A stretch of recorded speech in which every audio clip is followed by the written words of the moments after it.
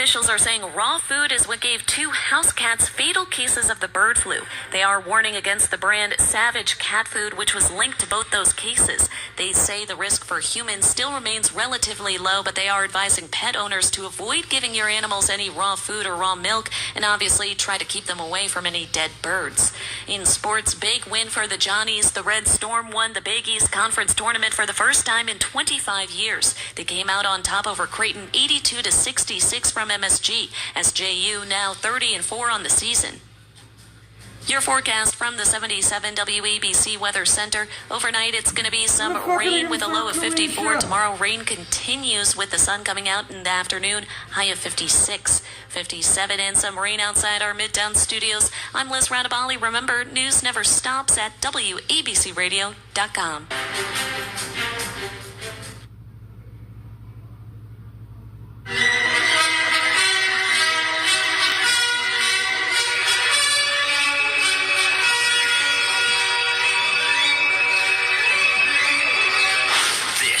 Is the Anthony Cumia Show. Whipping out the First Amendment and holstering the Second. And again, we're asking, when do you cross the line?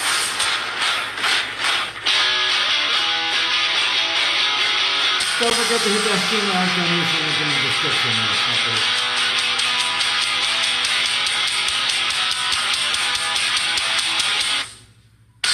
Yeah. There we go. The Anthony Cumia Show live on this Sunday evening. How is everybody? Hope you had a great weekend up till now. I know technically it's still the weekend, but please, let's all be honest about Sundays. Saturday night happens. Even kind of getting into early Sunday morning, Saturday night, if you're still hanging out, you're just thinking, ugh, Sunday. So I get it. That's why we all get together here for the Anthony Cumia Show and talk about all the wonderfulness happening in the world. What an uplifting program. Welcome, anyway. And like I said, I hope you did have a good weekend. I certainly did. I was out. I went out to dinner Friday night, and I had an experience that got me thinking about this country we live in, America, and how we were as a country, how we hope we can be again at some point as a country. But it's such a stark contrast to what we are as a country, especially in your bigger cities. You know, I left New York City because I just had it, like many people do. A lot of people don't have the capacity to just pick up and leave. I did. So I'm around Greenville, South Carolina, and I got to tell you, it's the difference in what you experience on a daily basis is so stark. It's just a huge change from New York, especially New York City. And when I came down here, a lot of people were like, well, you're going to miss the food at least, right? The New York food. And I start thinking and going, no, I don't think I am, because the food hasn't been really good in New York in a while. I got to just be honest. Little Italy, right? You get your pasta. No. I go to a place in Little Italy. It's those aren't Italians working there. I assure you. You can go to Little Italy. You can go to an Italian place. You can go to whatever it is. There are a couple of great steakhouses in New York and some really good restaurants. I get it. But it's not like it was so many years ago, where if you left New York, you were settling for garbage pizza and horrible pasta and whatever kind of food you're into. It wasn't going to be as good. Well, that's not the case these days. I think, my theory is that during COVID especially, a lot of these chefs, a lot of these really good cooks in these famous New York City restaurants had it with the places being closed. Some of the states in the United States actually allowed people to open restaurants and act like human beings. So we got a lot of that all over the country. And down here, there's a lot of restaurants opening up that are very nice, very good food. And the service, this is the part that started getting me thinking. The whole experience, not just the food. We walked into this restaurant, it's packed, and there were no seats, tables, or at the bar. So, of course, we'll wait at the bar. You kind of stand there, you get a drink and hope for the best. And then I noticed there's this older couple, yes, believe it or not, older than me. And they're standing there, and they're looking at the bar, and they got a couple of drinks in their hands. And immediately, they're waiting too, and they were here first. They were waiting for the bar chairs to open up before we were. And I glanced over, and the guy glances over, and we give each other a head nod that completely works that out. We were both completely understanding of what was happening right at that moment. We both needed a seat for us and our significant other. They were there first, and without a word, we knew that was the case. It was common courtesy. You ever hear that, kids? Common courtesy. Something that I started seeing on such a rare instance when I was living in New York and in the city. It just, everyone is like a jackal. You're waiting for a seat and you're like a lion on the Serengeti, waiting to just disembowel a zebra for that seat. And I realized that's something you don't see everywhere. That's something that seems to have gone to the wayside in this country. Things like courtesy, understanding. We didn't have to hash it out. We didn't need an interpreter to tell us what we understood, because we are both Americans, and we both know we live in a society that is based on things like courtesy and having a certain sense of morals, standards. You just understand what it's like to live in a civil society. And just watching that go away over the past few years, where everyone's out for themselves. And it struck me also in the bigger picture that it's a whole thing as far as this country goes. There are people that live here now because of legal or illegal immigration that don't care at all about America. And I'm not just talking the things we think about every day. They don't like the government. They don't like the treatment they're getting. And they have to call everyone racist, or there's some problem. And the idea of waving a flag or putting a flag on your house, an American flag, is obscene to them.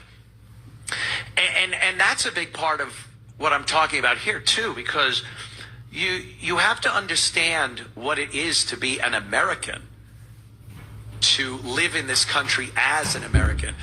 We've quickly gotten this misconception over the course of the years that because we live within a common border, that we're Americans. That's all it took. Like, hey, here we are. We live, and the map says I'm in America, so I'm an American.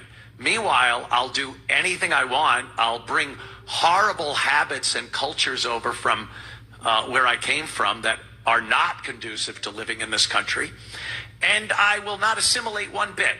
And I'll hold up the flag of my former nation, and I'll badmouth the country and its leadership and its people and its ideals. And yet they right away will jump and go, hey, I'm an American. I have rights. Don't say that or do that to me.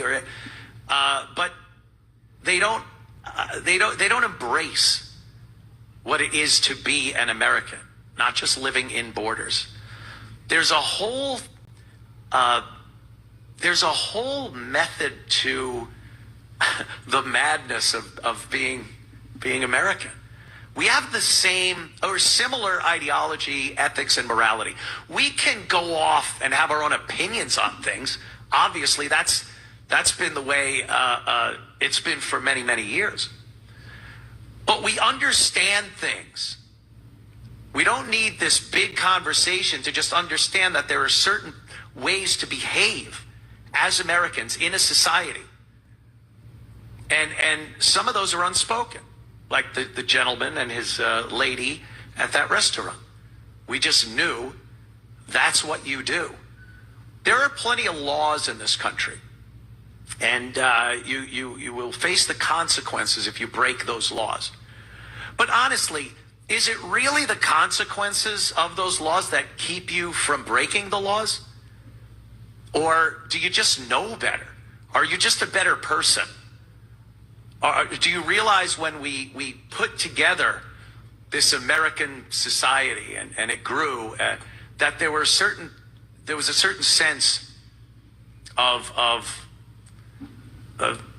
morality and a certain way we behave that goes unspoken.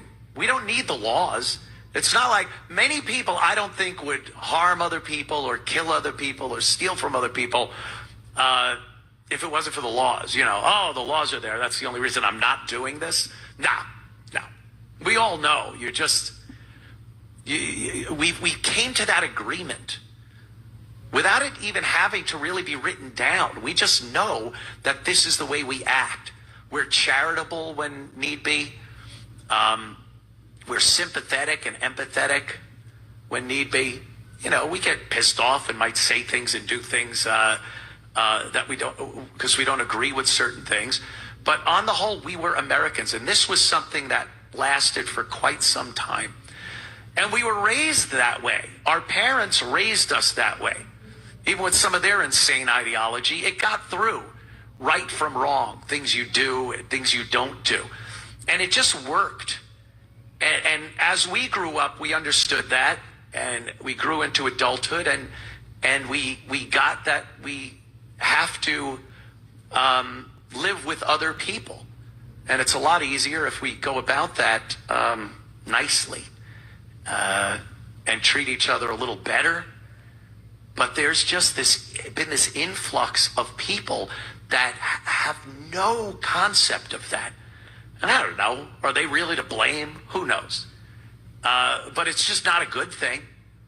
Selfish, arrogant, no sense of community whatsoever. And it's funny because they'll say that conservatives or Republicans have no sense of community because they seem cruel when it comes to things like welfare and bringing in illegal aliens from horrible nations. And why are we so mean like that? No, because there are rules to be followed.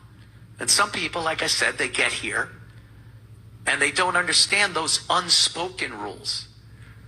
Sit back for a little while if you just got here. Soak it in.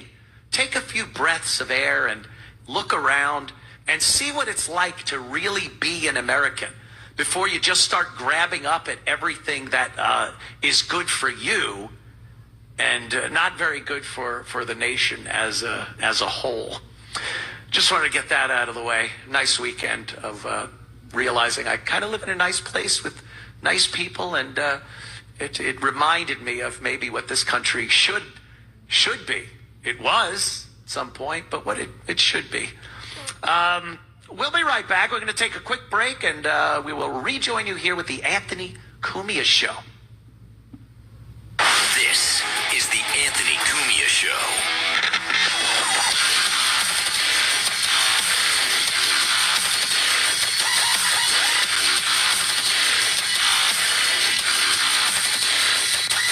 Hey, it's Joe Piscopo. Picture this. You're sinking into your favorite chair, eyes closed, your turntable playing and creating your private sanctuary away from the chaos. When I spell audio, I spell it Verdant. That's Verdant Audio. Their experts help you select the perfect gear, turntables, headphones, digital streamers, and more. Verdant Audio will build the ideal system for you. No intimidation, just passionate people who love extraordinary sound. Transform your listening experience. Visit VerdantAudio.com. Book your consultation today.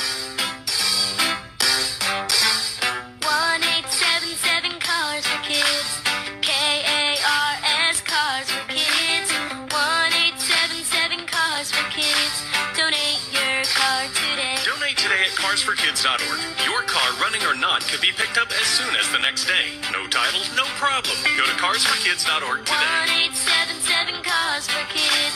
Donate your car today. Now accepting donations of land, homes, buildings, or any kind of real estate. This is Judge Janine Pirro with an important message. A mom and her son were being followed by a man in a parking lot. As he approached their car, she pulled out her Byrna launcher, and the sight of it was enough to make him flee. Byrna gives you the power to protect your family without lethal force. No permits, no background checks, just peace of mind. Visit Byrna.com and use code Janine for 10% off. Remember, Byrna isn't legal in New York City or Yonkers. Stay safe, stay prepared with Byrna. Janine Pirro here with an urgent retirement warning. Even as Trump stands up to China, billionaires are fleeing Wall Street. But I trust the experts at Colonial Metals Group to help you. So visit freegoldguide.com/Pirro or call 800-965-8004 for your free gold guide on how to bulletproof your IRA and 401k with gold tax-free. You could also qualify for a free home safe and as much as $7,500 in free silver. That's freegoldguide.com/Pirro or call 800-965-8004.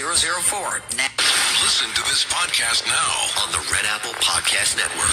Dominic Carter, City Hall. The numbers don't lie, folks. Trump signed 4 times the executive orders of Obama and Biden in his first month. Democrats talk, Trump is delivering. And let's talk about results. A 95% reduction in illegal border crossings. Not 10%, not 50%, but 95.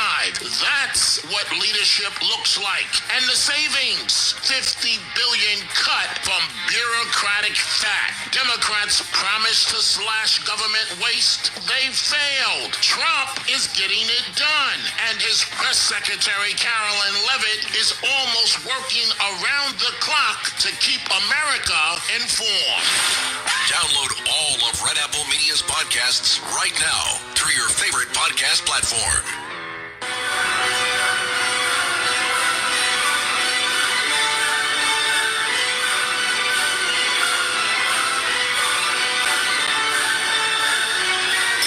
It's the Anthony Cumia Show.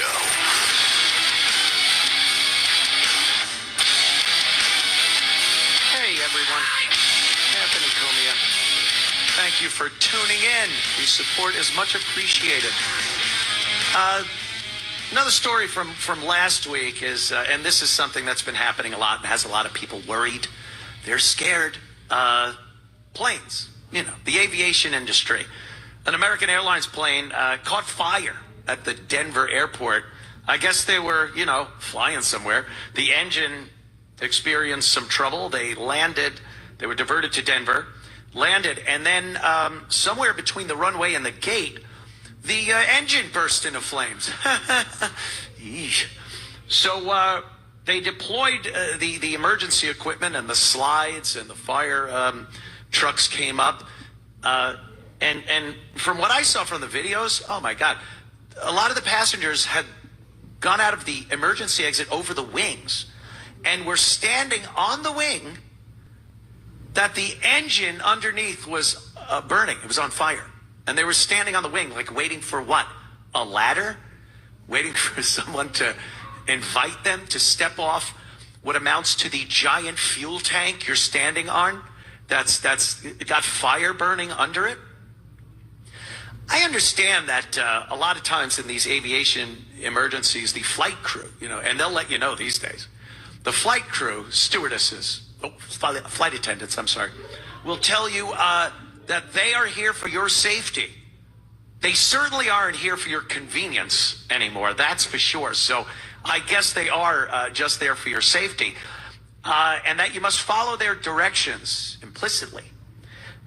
Well, I'm not going to stand on a wing that has a blast furnace burning under it and wait for instructions. I'm probably going to do whatever it takes to get down from the burning wing.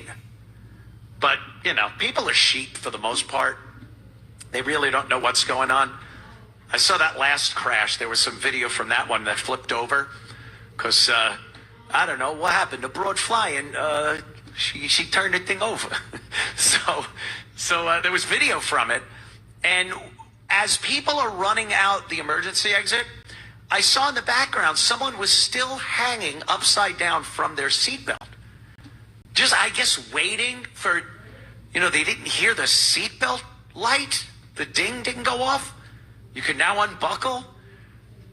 Some people, I don't think they have the ability to really work and improvise and kind of take it upon themselves, have a little initiative to do something like, save your own life. How about that? Too many people wait, and too many people get injured. This one, the slides came out, people slid down, and it's like 12 people were taken to the hospital with injuries. From a slide? How do people get hurt on the simplest little contraption, like a blow-up slide? But this, again, the deeper story here is the aviation industry. And, I've been talking about this online for years. I saw it coming. I read the articles, every so often you'd see Boeing would put out an article, or Delta, American, all of them would put out this little article about their DEI program, their diversity, equity, and inclusion program. So proud of it. Here's our director, a big 8x10 picture, and here's our director of diversity, equity, and inclusion, and here are the goals to make sure we have a diverse workplace. We have stats that we want to reach. We want to reach these numbers. A certain amount of minorities and women and this in the next couple of years. That's our goal. Our number one goal, by the way. That's fine if it's Starbucks, something like that. What's going to happen? Someone messes up your latte. I learned this quite a few years ago. People, the majority of people that fly, do not want to plummet. They never want to plummet. It's a terrible thing. There are many instances where plummeting is good. High dive board, maybe. Is that really plummeting, though? And I think the diversity, equity, and inclusion programs in the aviation industry might bring us closer to plummeting when all we wanted to do was get quickly from point A to point B. So it's quite frightening to see that this is something happening in the aviation industry. I hope it gets better. It looks like it is. They're trying to blame Trump for this, but it absolutely looks like it's getting better, because at least we're seeing it. When I look at these articles, they were frightening, because all you would read about is how they're getting people in that I have to assume aren't as qualified. You're somehow lowering the bar, and that bar needs to be consistently raised. It's never good enough. How about that? It's never good enough. So never even think of lowering it. I don't understand why they feel, I've heard this one. People want a pilot that looks like them. I want a pilot that looks like Sully Sullenberger. That's what I want. I want a pilot that looks like a guy that was strafing the road of death in an A-10 Warthog back in the Gulf War. That's the guy I want. I don't care if he looks like me. I don't care if he looks like my sister. I want him to be the most competent pilot. And as far as the ground crews go, mechanics, yeah, same thing. We'll be back in a moment. I love my Patriot Cigar Company. Premium hand-rolled cigars blended by some of the best master blenders in the industry, using the finest aged tobacco from Nicaragua. 4 different blends and complexities to satisfy any palate. Get the Patriot Cigar 5-cigar sampler pack free when you spend $100 or more using promo code STONE. 5 free cigars on orders over $100 with free shipping. MyPatriotCigars.com, promo code STONE. MyPatriotCigars.com, a premium smoke for freedom-loving patriots. The following is a paid commercial announcement. Did you know my mom's gonna have a baby? We heard the heartbeat and my dad said this is gonna be someone very special. Hello, my name is Marianne Koharski. I'm the director of Pro-Life Across America. We hope you will consider supporting the work of Pro-Life Across America. Your gift will help offer life-saving alternatives to those in need. Visit our website at prolifeacrossamerica.org or like us on Facebook. Pro-Life Across America, the billboard people. Everybody's talking at me. You're talking. Can't hear a word they're saying. We're listening. Only the echoes of my mind. 77 WABC. 77 WABC, the crown jewel of talk radio. Heard worldwide in 173 countries and all 50 states. WABC is committed to live and local radio 24 hours a day, 7 days a week. See what 77 WABC can do for you and your business. Call 929-552-7175 and advertise with 77 WABC. The views and opinions expressed by the individual hosts and their guests do not necessarily reflect the policies or positions of WABC Radio, its management, or its sponsors. Gov.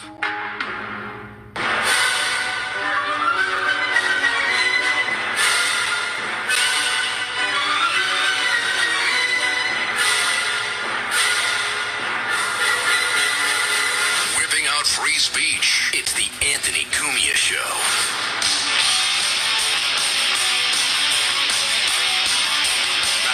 Separated. Anthony Cumia Show. Hope you're all having a wonderful Sunday evening. Thank you for joining us. And by us, I mean me. The former National Security Advisor, John Bolton, is a blithering idiot. He really is. I remember when Trump appointed him many years ago, I thought, like, what the hell is Trump doing? This guy's a goof. I remember, and there's certain things you can never forget. You can't get them out of your head. You see a person, and you only see them for that. Presidential elections have been lost on so much. Dukakis with his dumb bobblehead sticking out of the tank during his presidential run, and who was that? Edwards? No, what was his name? The guy, Dean. It can ruin you. And I witnessed John Bolton at Fox News trying to balance on a kid's toy. It wasn't a skateboard. It wasn't a hoverboard. It was this kind of concave piece of plastic that you're supposed to balance on and work out on or something. And he got on this thing and just looked like someone should have been feeding him oatmeal and telling him he's doing a good job. I just saw it was like, oh no. And, on Red Eye, on Fox News years ago, Gutfeld hosted a show called Red Eye. And they had him on there, and they played the clip, and it was so embarrassing. And he was just a joke, and I never got that out of my head. And the guy is just, I don't know, he's an idiot.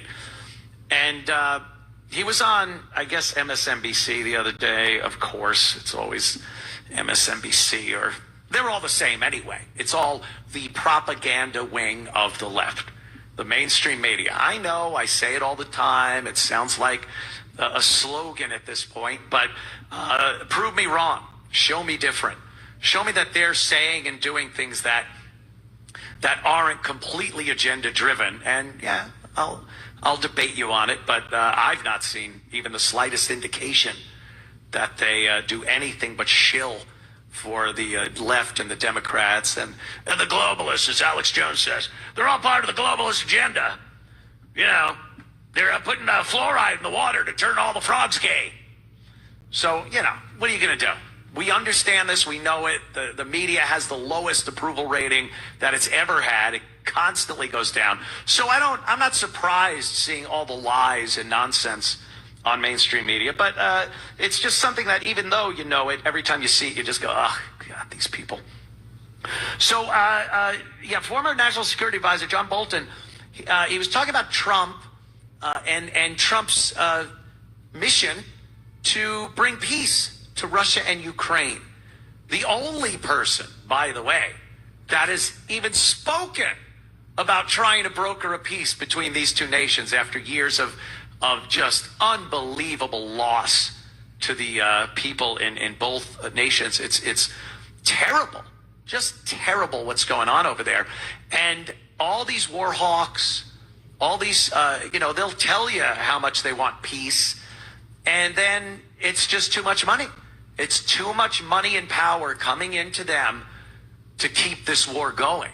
Peace is terrible for them. And there's really no other reason for it.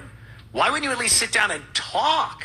They didn't even want to bring these two countries to the table. Trump, the only one going, we got to get together. Like something. So Trump's been doing this. He's making some headway. You hear things. You don't know really what's the truth and what's rumor. I've heard that Zelensky definitely wants to sit down and talk. And even Putin has said he's at least willing to listen to the options of having peace talks, which is, again, more than they've ever said in the, what is it now, 5 years? I don't even know that this has been going on. So kudos to Trump and anyone that truly wants peace in the region. But Bolton, here he is. Oh, good God. Bolton says Trump has one reason and one reason only for trying to get peace between Ukraine and Russia. Listen to this blithering buffoon. Principals, Secretary of State Rubio, National Security Advisor Mike Waltz kind of do the talking? Look, the pressure that Trump has put on for a ceasefire is motivated by one thing, Trump's desire for good publicity and to buttress his case to get a Nobel Peace Prize. You want a ceasefire between two warring parties, they need to decide it.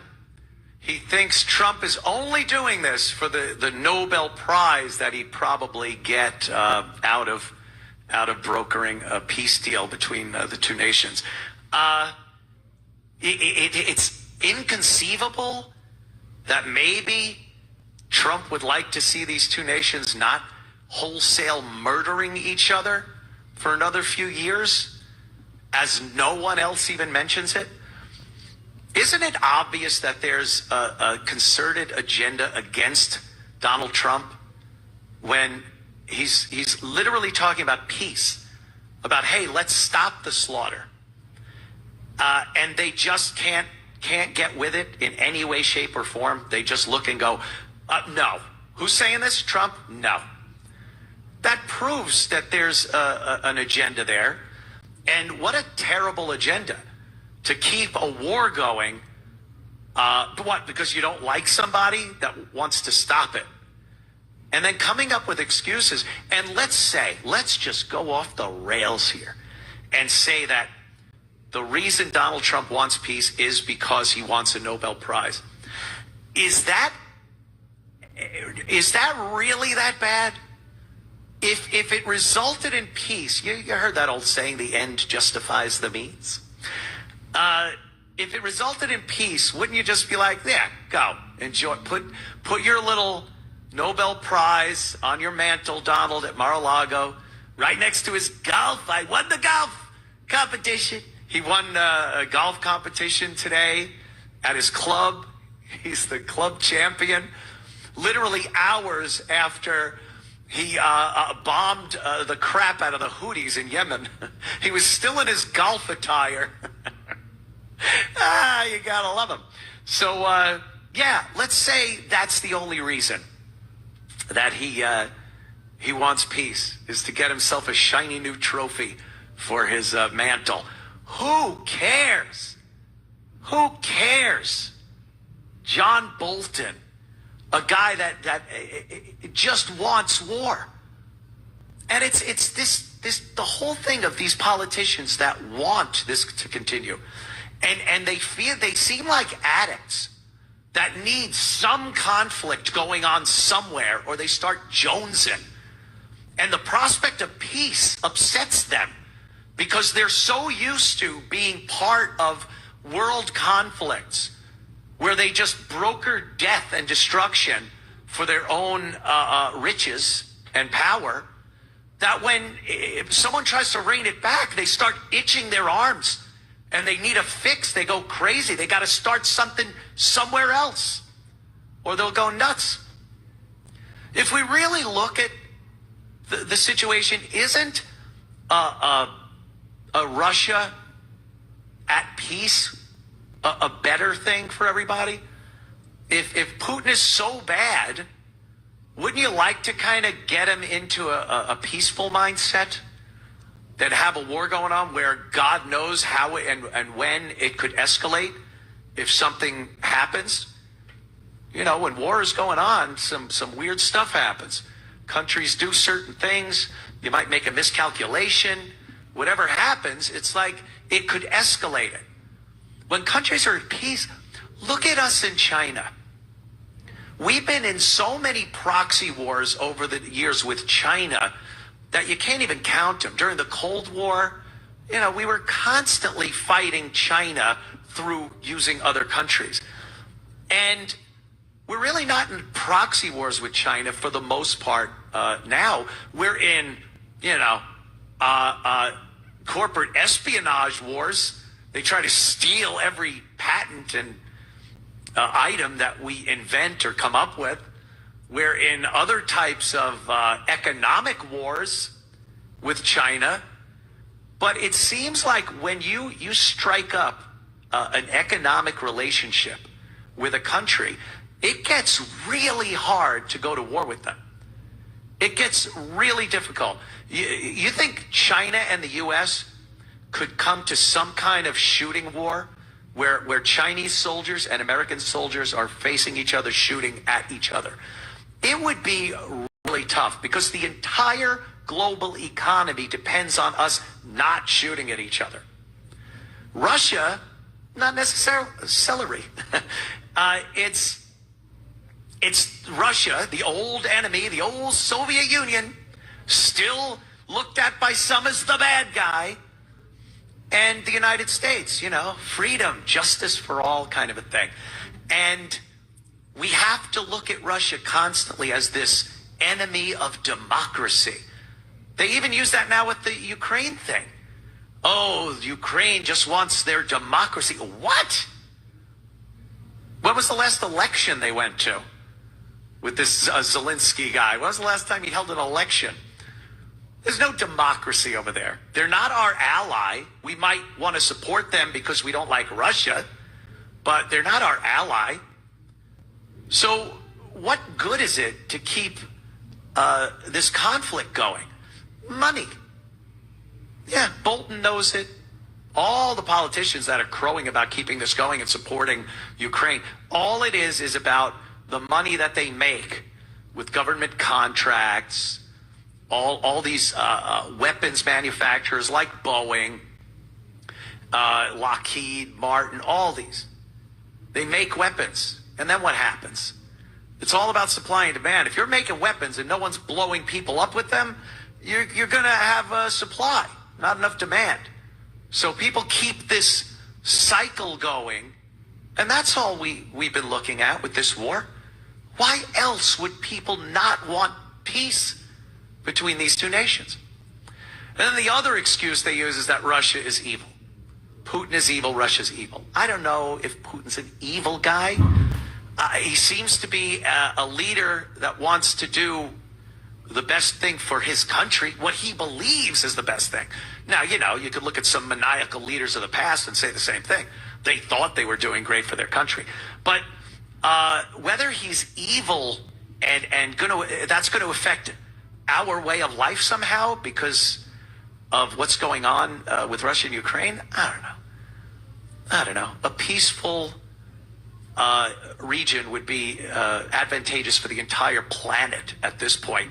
But I always bring up this analogy about the kid. He's trying to sleep, he's trying to go to bed, and he's scared, and he thinks there's a monster in the closet, and he yells for his dad, and his dad comes in, and there's two ways the father can play this. And this is how this is the option the government has. The monster in the closet is Russia. That's a monster. Now, you could keep it being a monster. You could tell the kid, I will put a chair against this door. I'm here for you. I'm right in the other room. And I will keep that monster from getting out and getting you. And the kid goes to sleep knowing that dad is the hero. And the government wants to be the hero. That Putin is a monster. Russia is evil. And they're trying to do away with your way of life. Or the dad could come in, open the closet, have the kid come over, take a look, and go, see, there's no monster in here. There's just nothing in here to be afraid of. I'll leave it open. You could look in there. I'll turn a light on for you, whatever. But now the dad walks away and the kid goes, oh, there is no monster. That's nice to know. And the dad walks away having solved the problem, but without the kid looking at the dad to protect him in that instance anymore. He's just going, yeah, that's good. That's what dads should do. But the government wants to make you believe that there is a monster and we need to protect you from that monster. And in the meantime, the money just keeps rolling into these bastards. It's terrible because so many young people are dying. I never thought I'd get really sensitive to seeing the stuff. There are certain videos I just will not ever watch. I haven't, and I will never watch. Most of them are like the old Daniel Pearl video, beheadings. I've never watched one. I never will. I think there are some things that when you see them, they rip out part of your soul and you never ever get it back. I never wanted to see that or hear it. You know, the audio isn't a treat either from what I'm told. But I always thought war stuff I could watch. The Gulf War especially. What is it? It's watching FA-18s drop bombs on buildings. You could barely see it. You know, Schwarzkopf doing a briefing during the Gulf War, watching a truck roll across a bridge and just get blasted. And you go, dummy, look at that idiot. What we see coming out of Ukraine is man's inhumanity to man. It is disgustingly inhuman. And you see their eyes. You see the look in their eyes. Something that was very hard to see right before they die, by the way. You know, I remember growing up, the Vietnam War was going, and we would see films that were taken maybe earlier in the week. They'd get it to the U.S. It was not instant, you know. And a lot of it was censored, and you wanted to make sure you weren't going to put really graphic violence into the living rooms of America. Now you see these soldiers laying on the ground, staring up at a drone, and they could barely move, and they're just the agony and sense of defeat in their eyes is the hardest thing to watch. And, you know, that drone flies into them or drops something and they're gone. And I've become kind of sensitive to that, where I can't really watch that anymore either. I don't know. I said it last week that this can't be having a good effect on us for how good this war is supposed to be for us. We're told all the time we got to keep pumping money into Ukraine and fighting for democracy. The Ukrainian people need us. It's good for us. It'll keep Putin from expanding into the rest of Europe, and Americans will have to go into... And I hear all this stuff and I go, so this is good. Why am I feeling so terrible about it? Why is it affecting us, I believe, psychologically, because we're so exposed to the graphic gruesomeness of real war this time around. You know, every one of these soldiers seems to have a camera on their head, and it makes it over here lickety-split, and boy, oh boy, is it not good to watch. Like I said, I don't think it's healthy at all, by the way. But people don't seem to want peace. But Trump's trying. He's trying. I hope he does. Not just so he gets his little Nobel Prize. I mean, didn't Obama get a Nobel Prize for doing literally nothing? They just handed it to him because he was Obama? I think so. I think I remember that happening. So if Trump can get a Nobel Prize for actually assisting, at the least, in stopping this terrible, terrible war, then good for Trump and his new little bauble that he could put up on his trophy shelf. Sometimes I'm completely disgusted with what's going on in the world. Ladies and gentlemen, we will return in moments. Don't go anywhere. This is the Anthony Cumia Show. It's the Anthony Cumia Show.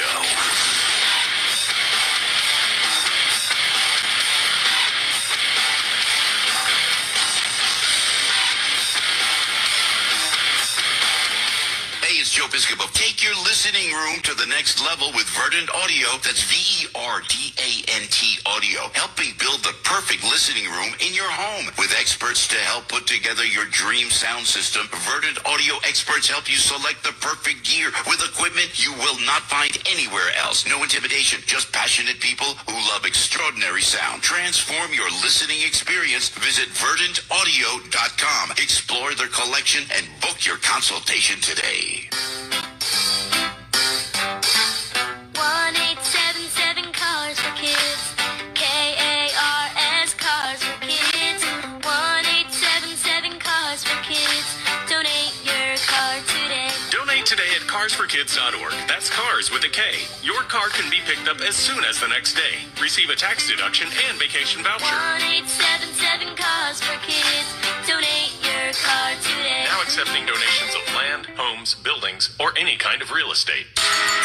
This is 77 WABC Newsroom Extra. Maybe we're just getting used to it. A new poll shows most New Yorkers are in support of congestion pricing. The Siena College poll shows 42% of Big Apple residents want the toll to stay. Who's going to pay for this subway? I don't mind paying the $9 toll because I can get through the city much faster. While 35% support President Trump's efforts to stop it. No, I don't like it. $9 a day, so it adds up. President Trump has set a March 21st deadline for New York to turn off the cameras and stop congestion pricing.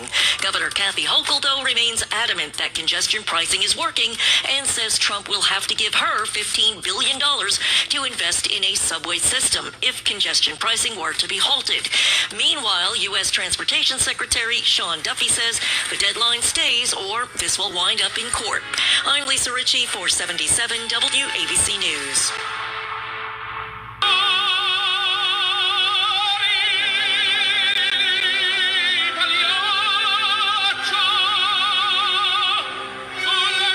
It's the Anthony Cumia Show. Mamma mia. Anthony Cumia Show. This story had me, rolling, laughing. A federal judge, of course, orders the immediate hold on efforts by Donald Trump, President Trump, to quickly deport Venezuelan nationals under the rarely used wartime powers intended to resist a foreign invasion. It's called the Alien Enemies Act. Alien Enemies. I just love the name of it, but and I love the fact that Trump is pulling up stuff from the 1700s. This will work, and whatever it takes, whatever it takes. This, of course, is to try to deport some of these animals that have been allowed free reign in this country. Open border under Biden-Harris, and the amount of these gang members, violent gang members, that have been allowed to just traipse right across the border. How about they were flown to various parts of the country over the border by the Biden-Harris administration? We found out that was something that was really happening. Putting them on planes and delivering them to a neighborhood near you. Isn't that great? Where were the judges trying to stop that? I don't remember a judge trying to stop those flights while they were still in the air, have them turn around and bring them back to whatever crap hole, I'll say, that they came from. We don't hear that. That didn't happen. But when Donald Trump has to pull some 150, 180-year-old policy out of his hat to try to get rid of these guys, and deport them ASAP, of course, there's some judge that wants to step in and stop it again because, number one, it's Trump, so we got to stop whatever he wants to do, regardless of how good it is for the country. So we got this U.S. District Judge James Boasberg. James Boasberg has decided that he would stop this. He ordered the Trump administration to immediately halt efforts to remove those Venezuelan migrants until he has more time to consider whether Trump's use of the Alien Enemies Act was illegal. And he wanted the planes that were already boarding and some that were already in the air to stop, turn around, let them back off of these planes on American soil. That's a judge working in our best interest? I don't think so. And neither did the Trump administration or the National Security Advisor. They decided, go screw.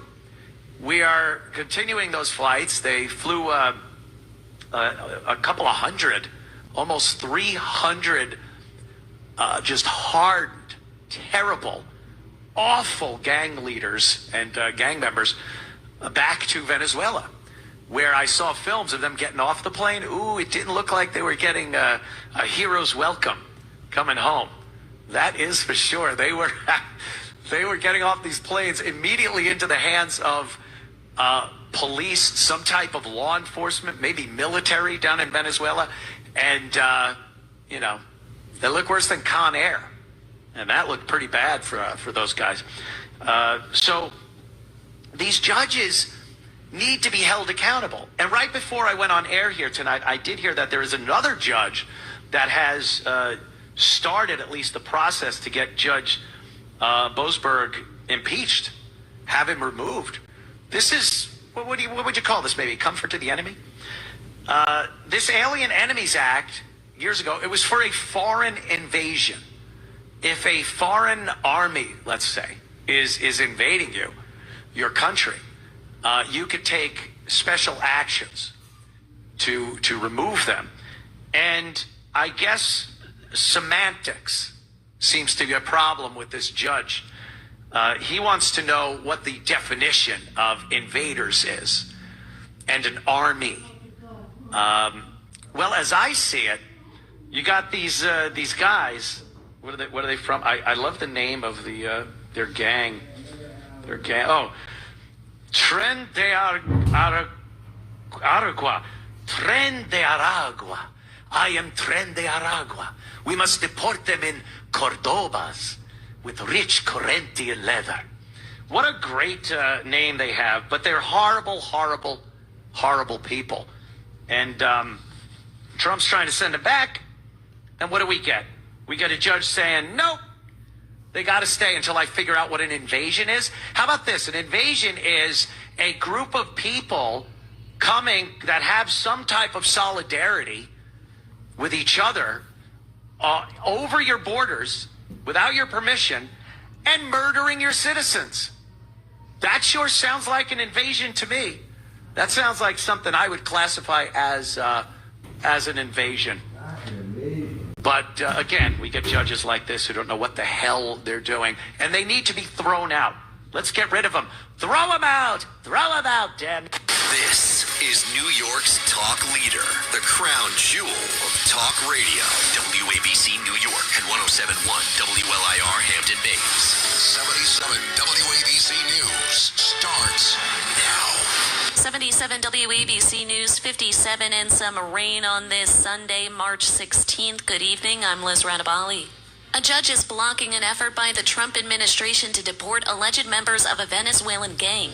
Trump over the weekend invoked the Alien Enemies Act, a law from 1798 that allows for deportations without a hearing. The ACLU fired a preemptive suit to stop the deportation of 5 men believed to be part of Tren de Aragua.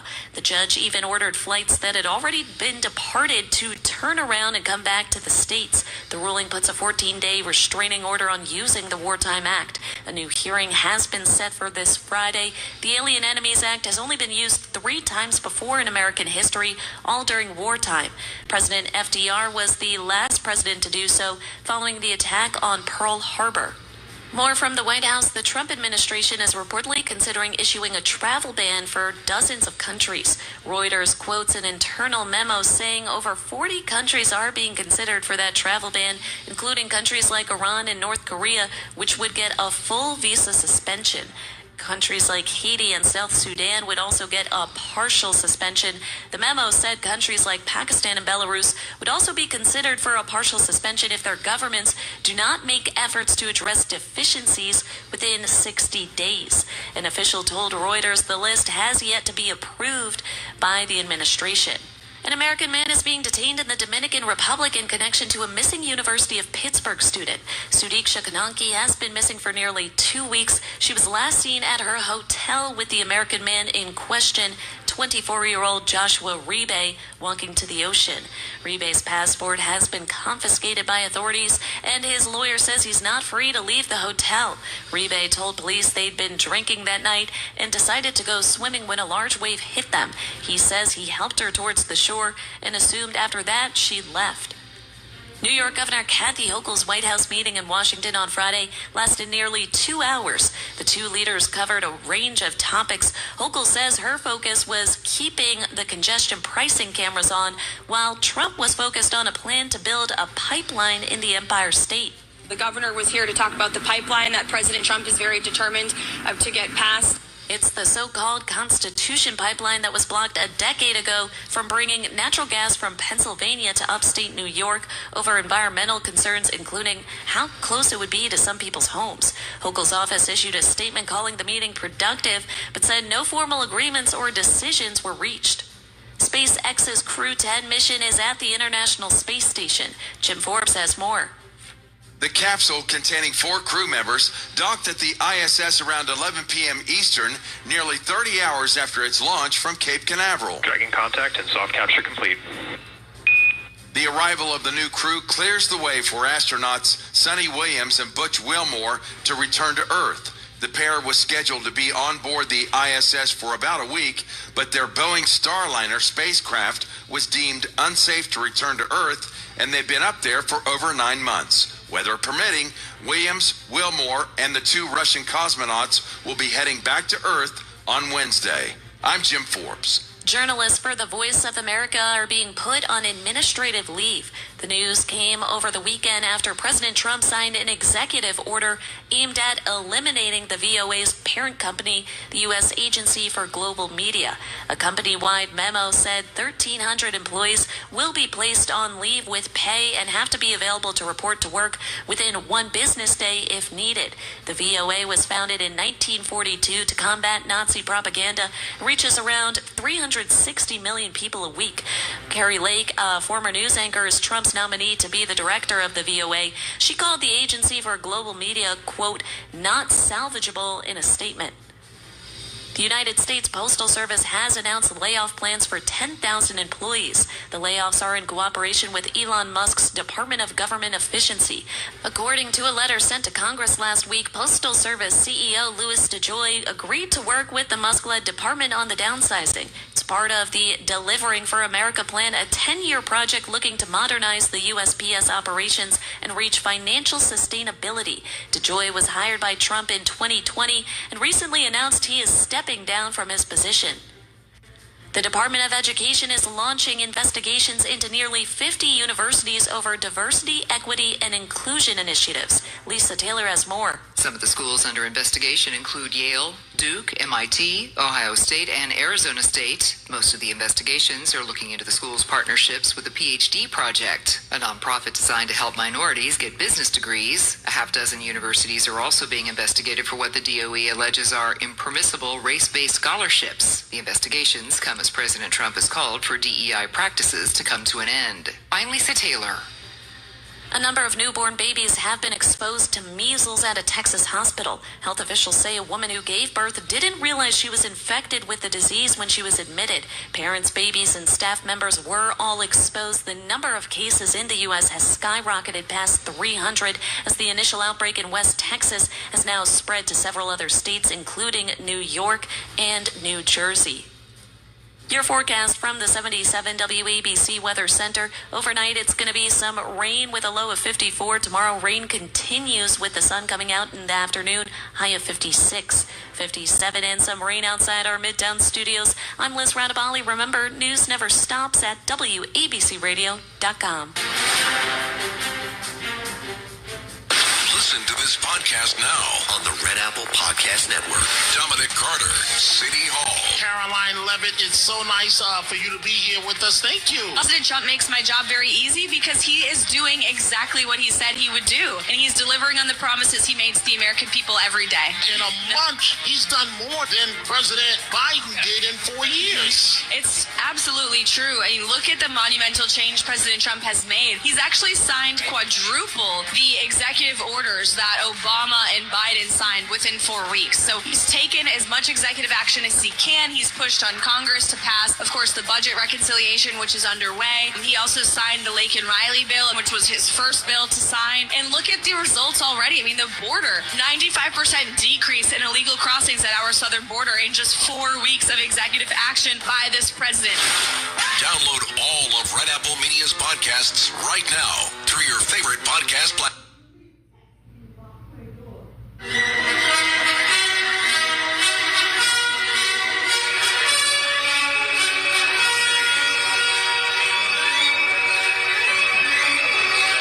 This is the Anthony Cumia Show. Whipping out the First Amendment and holstering the Second. And again, we're asking, when do you cross the line?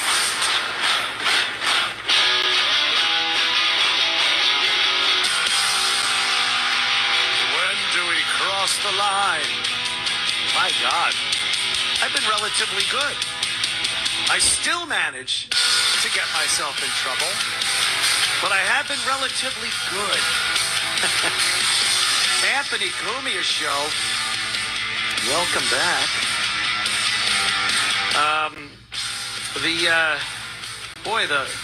The left sure likes violence, don't they? For talking about how understanding and sympathetic they are.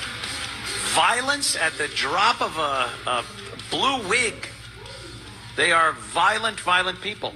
And once again, they prove it with what's going on with Tesla and Elon Musk. The Teslas are being destroyed out there in dealerships. Drivers are having their cars vandalized. People are scraping swastikas into them and cutting the tires. It's ridiculous. Again, they're so lovely. They're such peaceful, understanding, educated people. Anytime you see people getting physical and really emotional and angry during a political debate, the 99% of the time it's the person on the left. They don't know how to react when they don't have any facts. They have pure emotion. That's it. They could sit and ramble on to each other about their politics because it's all based on emotion. How does that make you feel? Ugh, shut it. Facts. You hit them with facts that are irrefutable, concrete, mathematical, and they just can't take it. They lose their minds. They start hitting, throwing things, and lighting things on fire. That's what we've gotten from the unbelievable, great, peaceful left. The latest thing are the Tesla facilities. A lot of dealerships, factories, places that store Teslas have been broken into, and they're lighting them on fire. They are burning down. This is arson. I don't think anybody could argue that this is obviously a crime. The crime of arson. Arson is a very dangerous crime, too, because you never know when someone's going to get killed doing it. You hear about people that I was just trying to burn the house down for the insurance money. Oh, there's a homeless guy living in there. Welcome to murder. Welcome to your murder rap, sir. So arson is, oh boy, that's tricky. That could escalate pretty quick. But again, this is all emotional-based morons. So they don't even look at a bigger picture or look 2 feet in front of their face to maybe think about the consequences that might happen if you decide to torch a place. But again, that's just like them. They're very stupid people. They profess to be so educated. We're college educated. And the people on the right, blue-collar workers, didn't go to college. Some of them didn't even finish high school. And then when they're actually in an argument or a discussion with each other, they run away because they're incapable of having an intelligent debate about a topic. So the latest thing, these Tesla things, and MSNBC, of course, the liberal left-wing propaganda machine, they were talking about this, and how much do you have to twist and pervert the truth to have it fill your agenda? Well, you listen to this and see where this dummy goes when she tries to say that this obvious vandalism and criminal arson is nothing more than a protest. Listen to this. And then you also overnight have this post claiming that protests at Tesla dealerships are illegal. He said today he would label violence against dealerships domestic terrorism. Now, you know I am judicious in how I play this sound, but I think you need to hear it from him. Mr. President talks about some of the violence that's been going on around the country at dealerships. Some say they should be labeled domestic terrorists. I will do that. I'll do it. I'm going to stop them. We catch anybody doing it because they're harming a great American company. Let me tell you, you do it to Tesla and you do it to any company, we're going to catch you and you're going to go through hell. So just to be clear, you protest a private company, you are labeled by this administration a domestic terrorist. You What? So let me get this clear. She just listened to the president say that violence against Tesla or any company, he didn't even single out just Tesla, any company. And that makes perfect sense. If you have a political agenda and you want people to believe in it, adhere to it, whatever, and you use violence and intimidation and by burning down businesses, that is domestic terror. That is domestic terror. You're terrorizing people until they believe how you believe. So I don't know what they think this is. This lady at MSNBC wants to call it a protest. She doesn't add in the violence part and the arson part, the destruction and vandalism. None of that.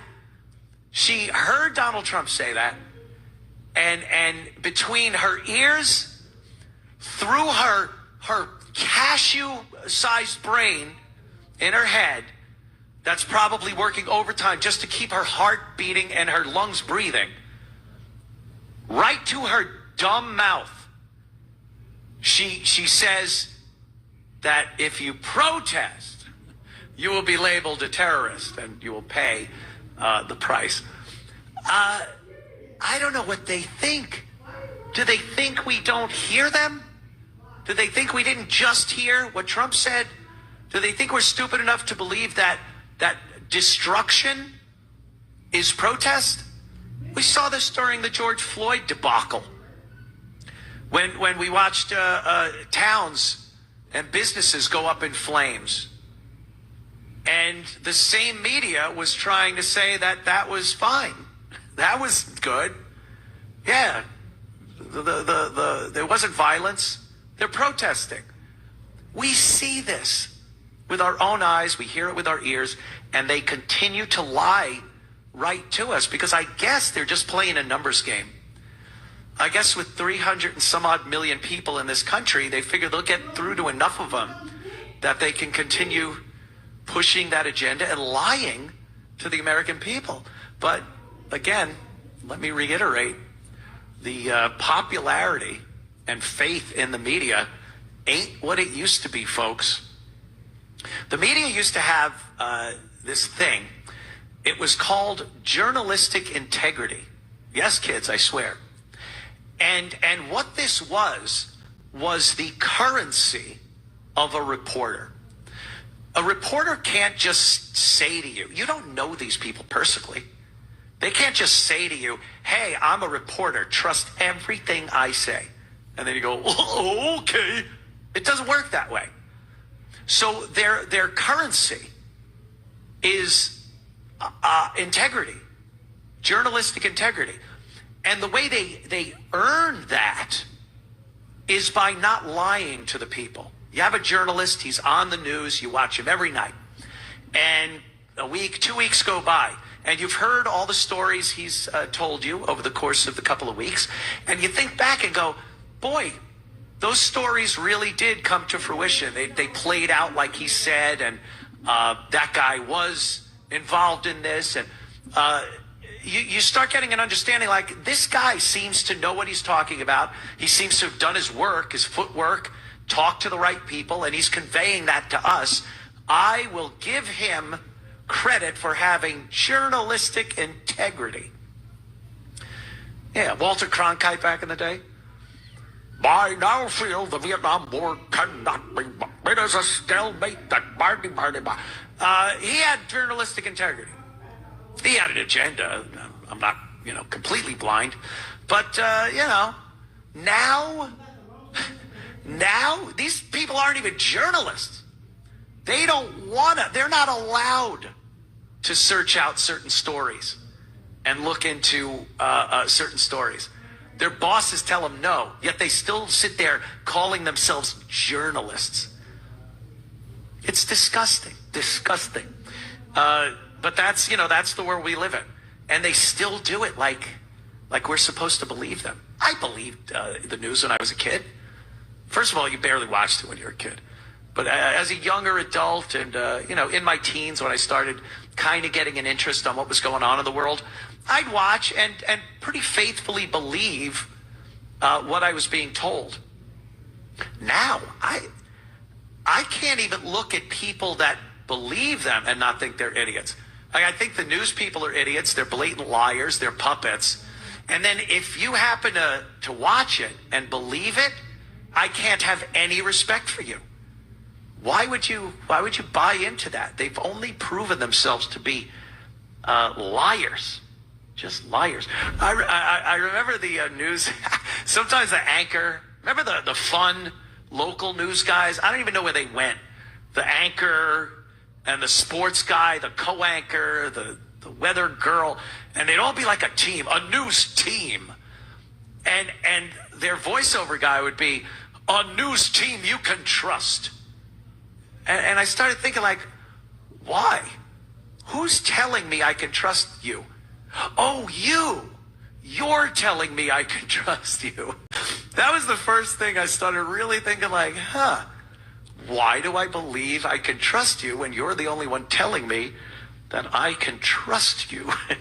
So it is good to see a lot of people waking up to that nonsense. Anyway, oh my God. We will return in moments. Don't you go in. Don't touch that dial. It's the Anthony Cumia Show. This is the Anthony Cumia Show.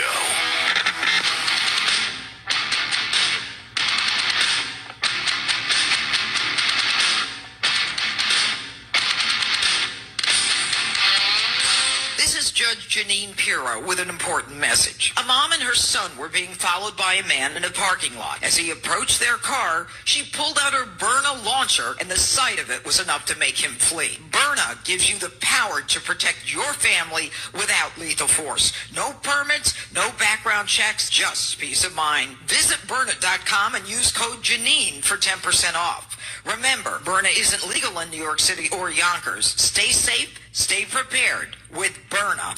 Donate now to Toys for Tots, working year-round. Go to toysfortots.org. Toys for Tots supports children in need throughout the year with programs like the Toys for Tots literacy program, established in 2008, has provided over 60 million books to disadvantaged children. The Toys for Tots literacy program is committed to providing disadvantaged children with direct access to books and educational resources that enhance their ability to read and communicate effectively. Go to toysfortots.org. Janine Pirro here with an urgent retirement warning. Even as Trump stands up to China, billionaires are fleeing Wall Street. But I trust the experts at Colonial Metals Group to help you. So visit freegoldguide.com/Pirro or call 800-965-8004 for your free gold guide on how to bulletproof your IRA and 401k with gold tax-free. You can also qualify for a free home safe and as much as $7,500 in free silver. That's freegoldguide.com/Pirro or call 800-965-8004 now. For premium hand-rolled cigars, blended by some of the best master blenders in the industry, using the finest aged tobacco from Nicaragua, with 4 different blends and complexities to Don't forget to hit that donation link in the description, you bastard. Get the Patriot Cigar 5-cigar sampler pack free when you spend $100 or more using promo code STONE. 5 free cigars on orders over $100 with free shipping. MyPatriotCigars.com. Promo code STONE. That's MyPatriotCigars.com. A premium smoke for freedom-loving patriots.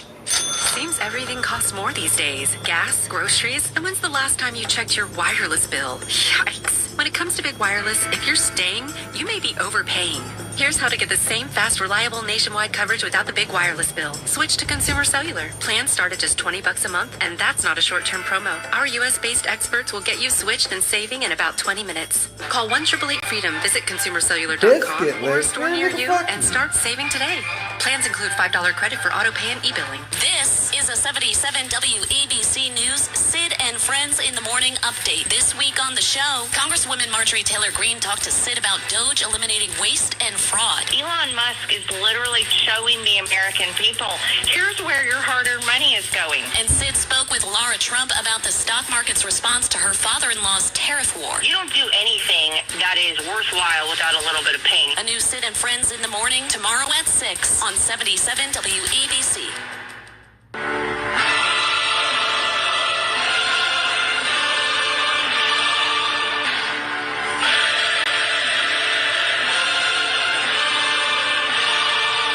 This is the Anthony Cumia Show.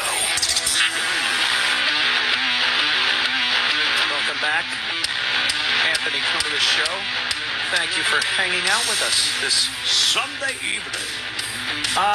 Story that's kind of related a little bit to the one we were just talking about because it involves Tesla. The robo-taxis coming up supposedly in June, starting out in Austin and then branching out probably into California somewhere.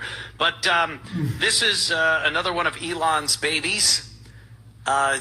People say I glaze Elon a lot, which is, I love, that term is so funny to me now. What are you, glazing Elon?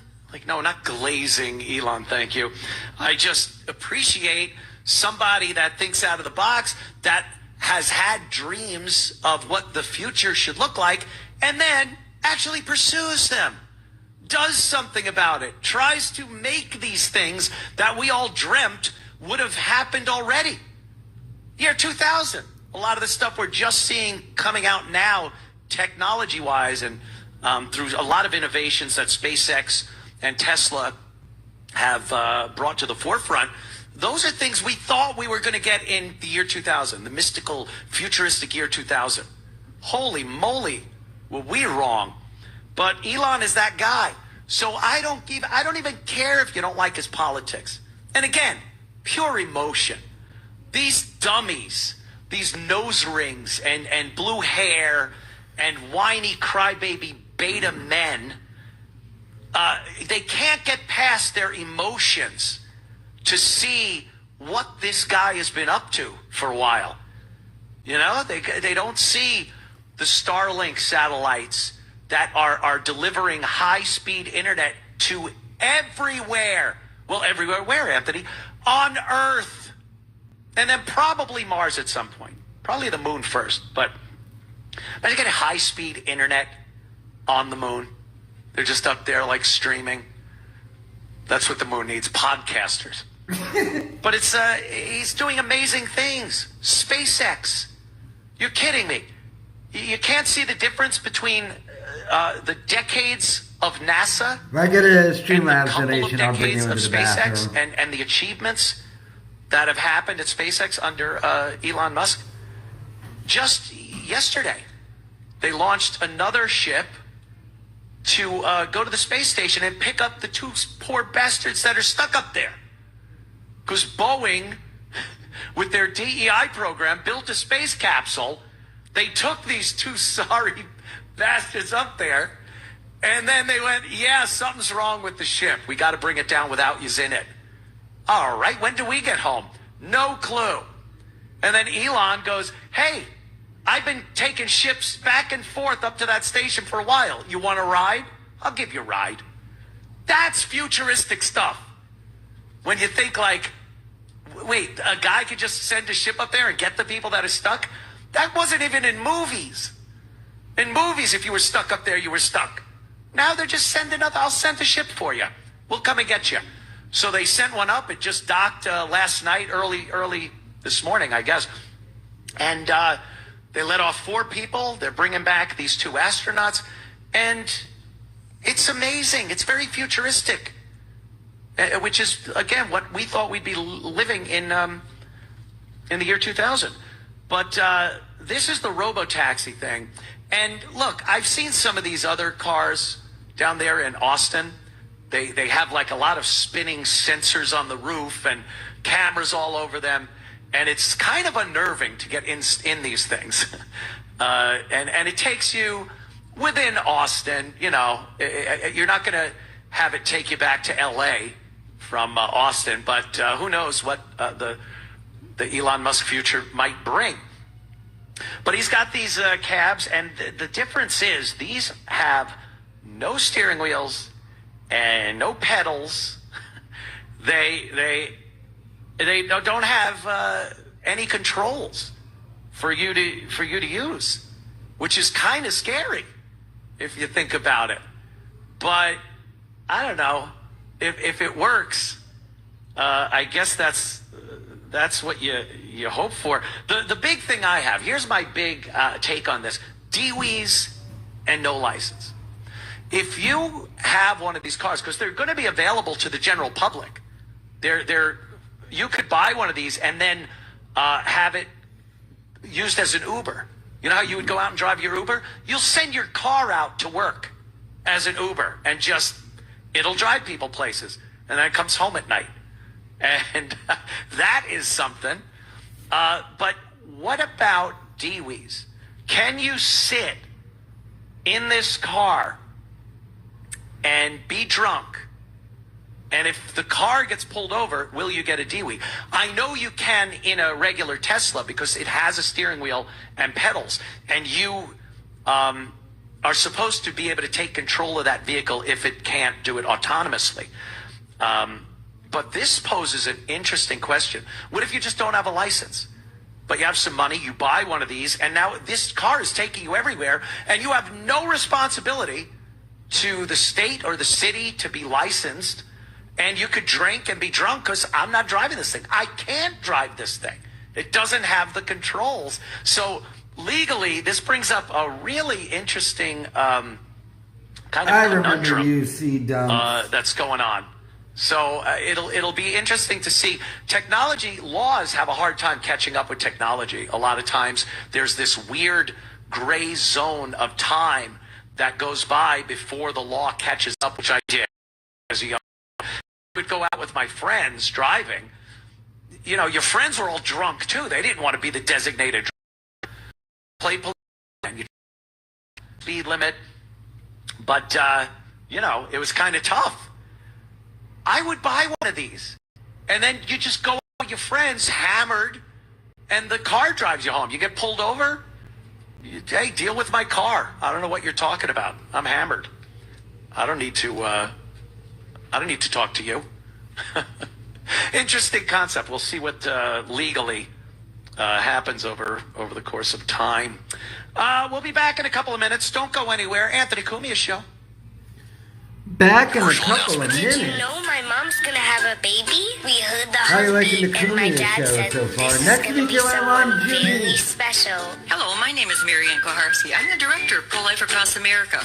We hope you will consider supporting the work of Pro-Life Across America. Your gift will help offer life-saving alternatives to those in need. Visit our website at prolifeacrossamerica.org or like us on Facebook. Pro-Life Across America, the Billboard people.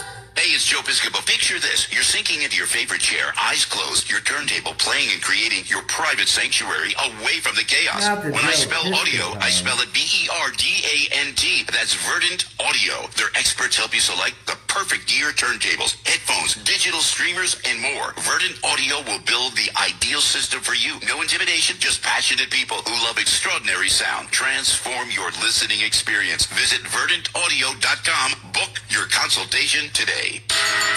This is 77 WABC Newsroom Extra.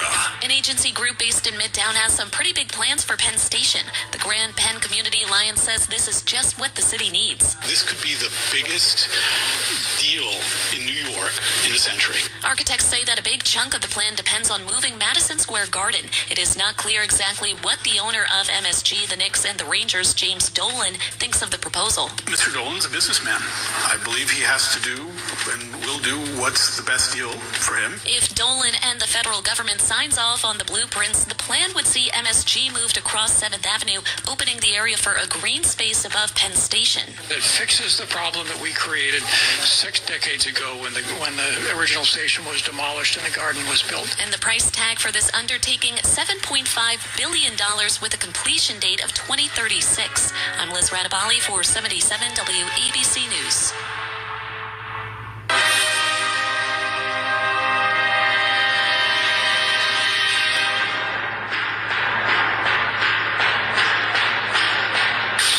It's the Anthony Cumia Show. They were doing what they were paid to do. Shock.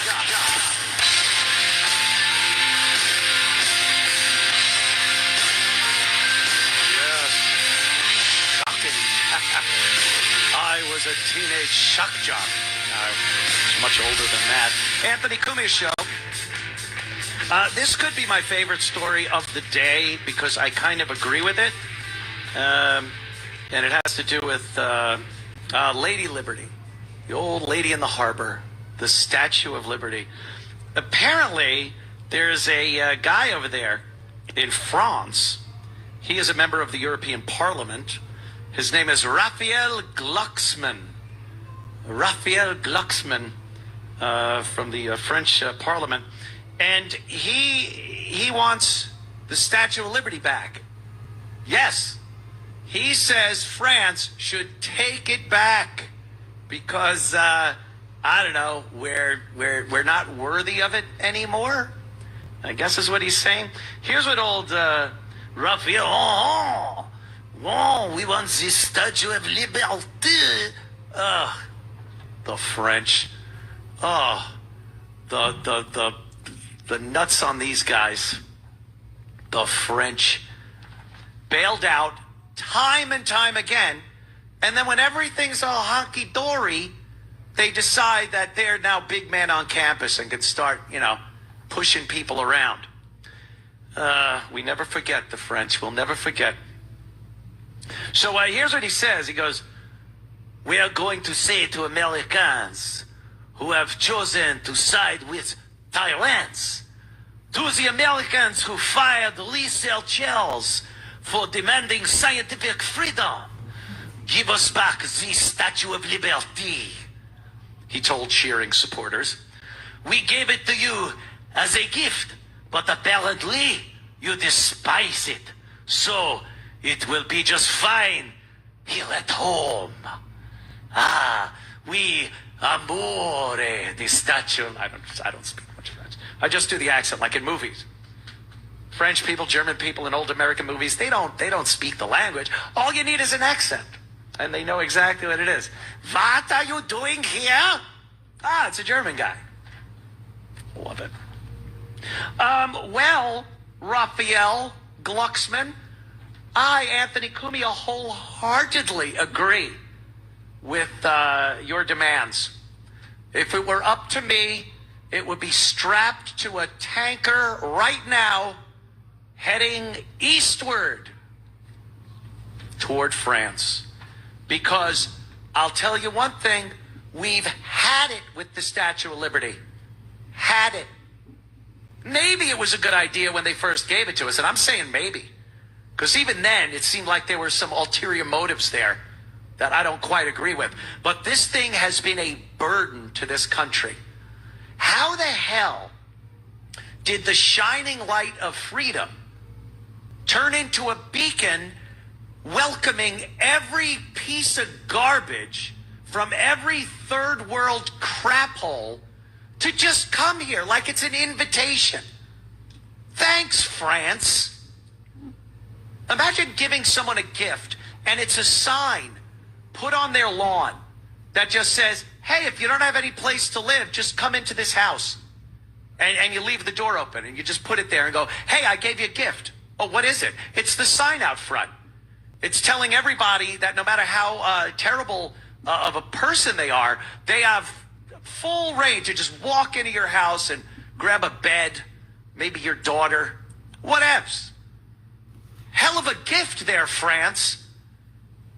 And then in, I guess, early 1900s, 1901, some broad decided to write something they put on the plaque that doubles down on the whole, hey, we'll take every piece of garbage that you want to send us.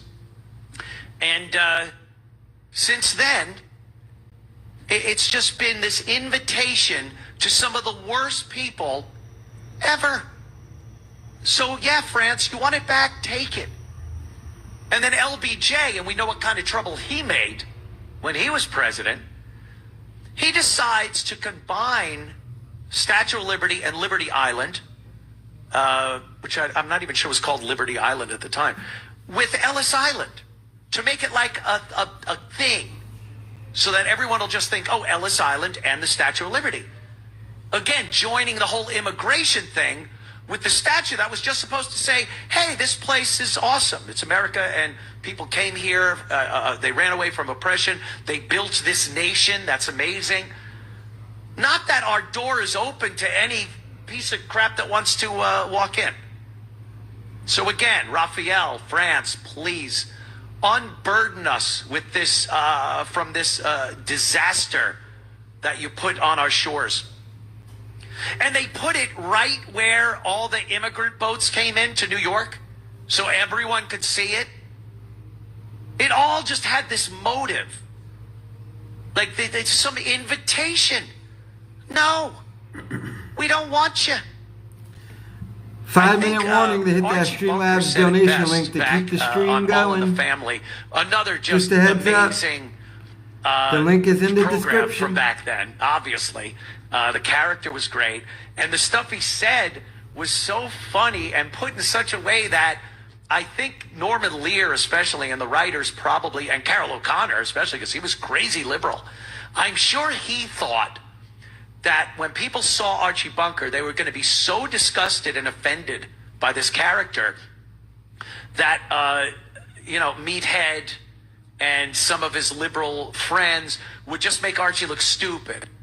And it would show how bad bigotry is in the United States and how stupid bigots are. Meanwhile, most people watching were like, I love this Archie Bunker guy because he's right about everything. So it kind of backfired, but thank God we still have it. It's still on TV. They haven't gotten to the point where they're removing that. And boy, they're just some amazing things. This was Archie Bunker talking about Lady Liberty, and it's just perfect. American history lesson. You don't know nothing about Lady Liberty. Standing there in the harbor with her torch on high, screaming out to all the nations in the world, send me your poor, your deadbeats, your filthy. And all the nations sent them in here. They come swarming in like ants. Your Spanish PRs from the California. Your Jats, your Chinamen, your Crouch and your Heaps, and your English fans. All of them come in here, and they're all free to live in their own separate sections. Where they feel safe, and they bust your head if you go in there. That's what makes America great, buddy. Yes, it does. That is what makes America great, Archie. God, was that just perfect. Oh, So if you want your Statue of Liberty back, yeah, feel free. It's worn out its welcome with us. God, that was so funny. Shows back then, just a whole nother animal, man. They could say and do things. And to think, though, they were the producers, the writers, the actors, all hardcore liberal. And that just goes to show you what liberals were back then, the difference between liberals back then and liberals now. Liberals back then wanted you to see this stuff. A lot of times it misfired, like that, where they thought people were going to hate Archie and they ended up loving him. But they wanted to present that. They wanted people to see bigots. They wanted people to see things they disagreed with or had arguments with, because then they could argue it, they could debate it, and they could say, wow, look at that. We presented this to you to show you how terrible something is. Now, their goals are just to silence anyone with a dissenting viewpoint on things that they, are emotionally disturbed about. You see it all the times, and I've been victim to it a few times. Speaking on college campuses, it's a joke. The fact that, you need security if you have anything but the furthest of left-wing ideology. You would need security because they will try to stop you. If they have to physically harm you or destroy your gear that you need to speak or your vehicle that you need to get to and from the venue, they will do it because they want to silence you. And I've said it a few times, the freedom of speech thing, that First Amendment.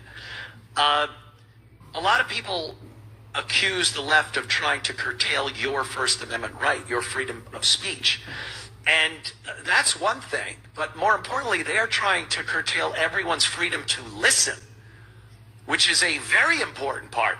I could sit here and turn the microphone off and the lights and the camera and everything and say anything I want, and no one's hearing it. So how dangerous could I possibly be? And how controversial could my ideology and thoughts be?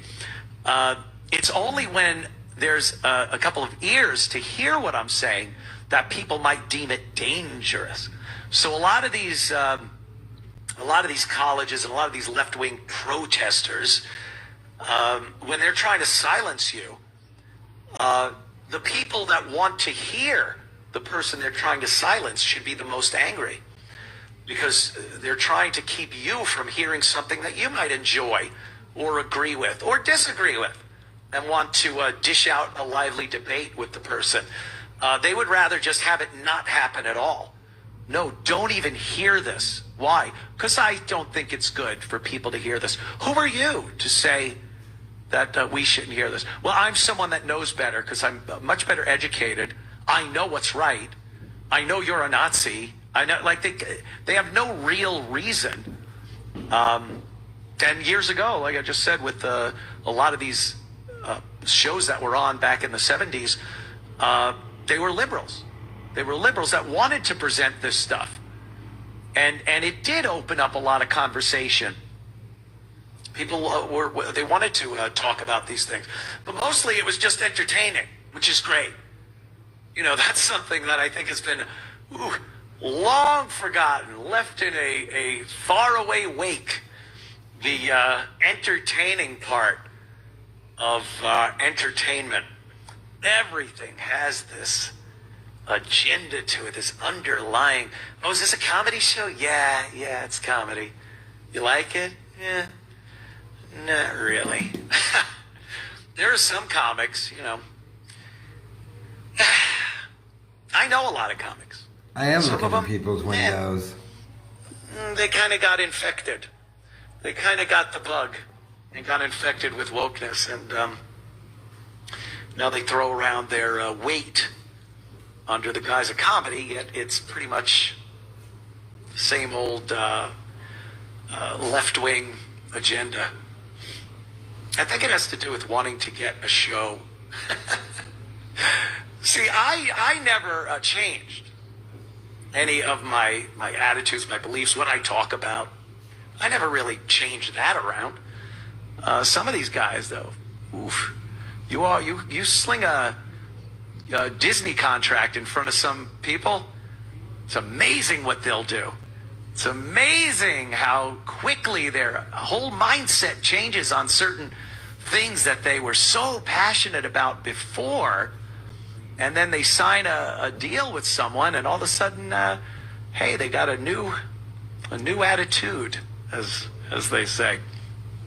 So anyway, if you want to take the Statue of Liberty back, do we have to trade something?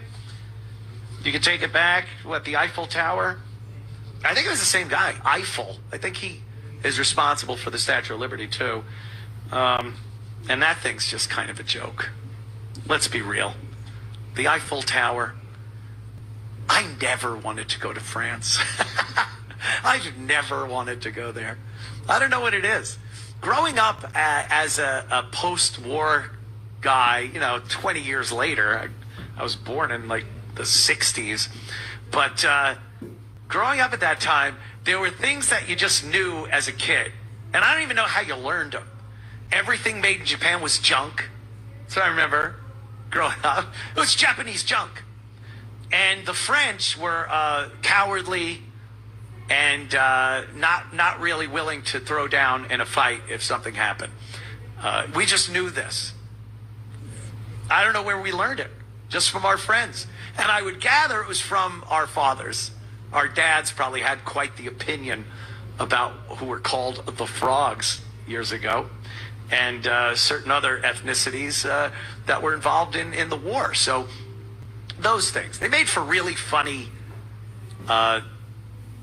inappropriate jokes that these days you probably couldn't say. But yeah, it's just weird to think sometimes. I know I go off on a tangent here, but it's weird to think sometimes where you got some of these things from that you just, Polish jokes.